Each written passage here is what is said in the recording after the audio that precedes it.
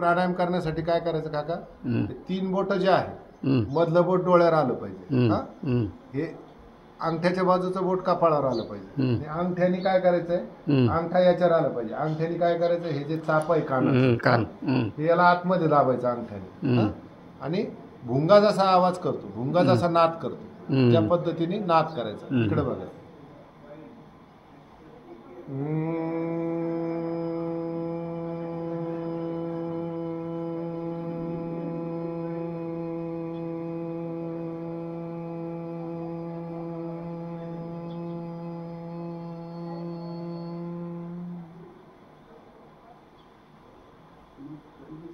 पुन्हा नाकाने श्वास भरून घ्यायचा, तोंड बंद ठेवायचं, पुन्हा नाकाने श्वास बाहेर सोडत भुंग्यासारखा आवाज करायचा.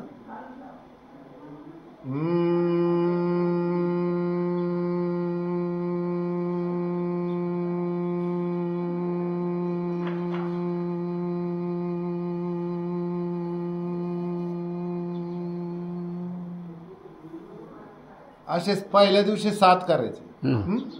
7 केल्यानंतर डोळे लगेच उघडायचे नाही. डाव्या हातावर उजवा हात ठेवायचा, याला भैरव मुद्रा म्हणतात. या भैरव मुद्रेमध्ये किती मिनिटं बसायचं, 1-2-3 मिनिटं बसायचं. का, भ्रमरी प्राणायाम मध्ये असं होतं तर फक्त तुमच्या मेंदूला प्राणशक्ती जाते, डोळ्याकडे जाणारा रक्त पुरवठा बंद झालेला असतो. डोळे लगेच उघडल्यानंतर तुमच्या डोळ्याला इजा होऊ शकते, तुम्हाला चक्कर येऊ शकते, डोळ्यापुढे अंधारे येऊ शकतात. म्हणून डोळे लगेच उघडायचे नाही. या मुद्रेमध्ये बसायचं, डीप ब्रिदिंग करायचं. डीप ब्रिदिंग म्हणजे काय, खोलवर श्वास घ्यायचा,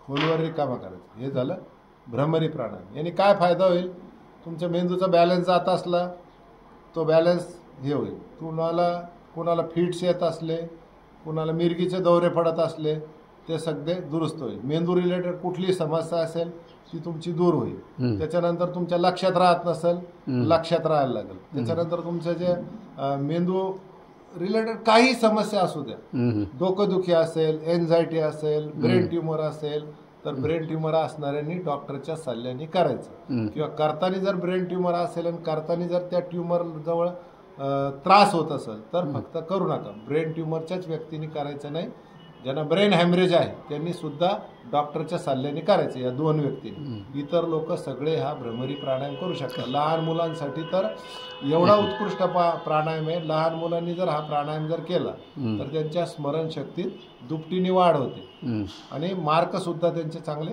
वाढून येतात. आणखी काही विचारायचं का भ्रमरीविषयी तुम्हाला?